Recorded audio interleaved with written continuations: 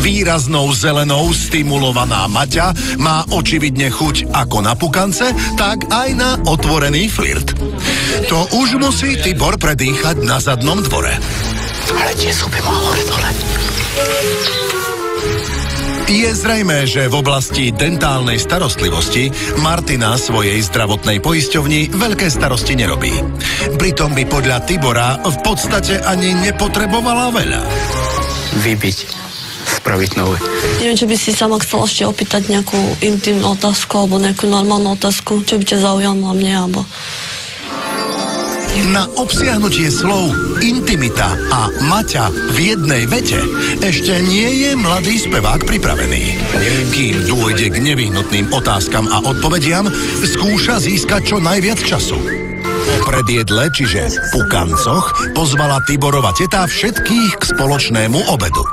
Maťa chce ukázať, že tiež nie je márna a chopila sa aspoň na beračky. Od začiatku sa jej ale nepáči, že sa hostiteľ venuje viac druhej nápadníčke. A to sa rozhodla nenechať len tak. Na čo mala odkazovať porcia polievky, dobrácka Julka nechápe. Ty komu si to ako naložila?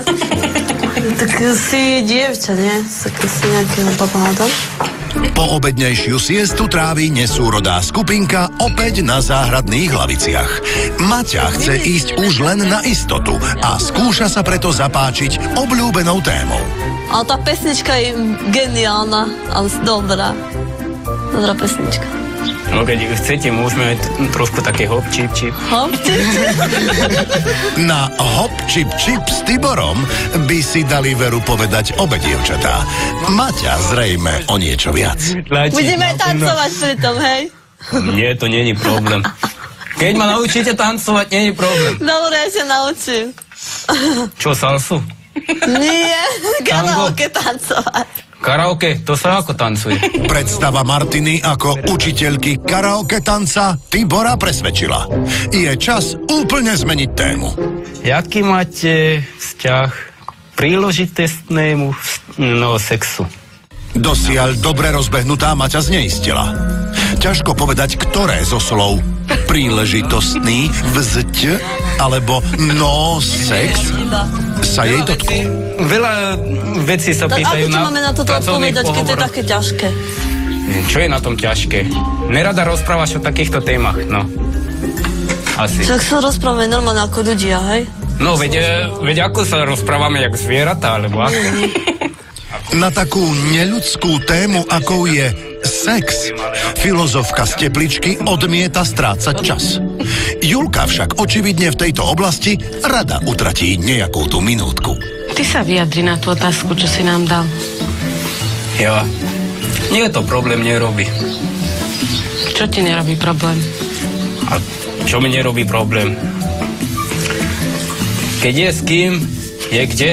A prečo nevyužiť, ne? Toto bolo dobré. Tiborko sa našťastie vynašiel a nenáročným vtipom zažehnal Matinu krízu. Tá je späť v hre, pripravená nechať sa ohurovať a opakovať slová po Julke. Si zaučený potom, ale tak sa to povedal. No ne. Staré ženské ma zaučali, ne? Áno. Jaj, fíha.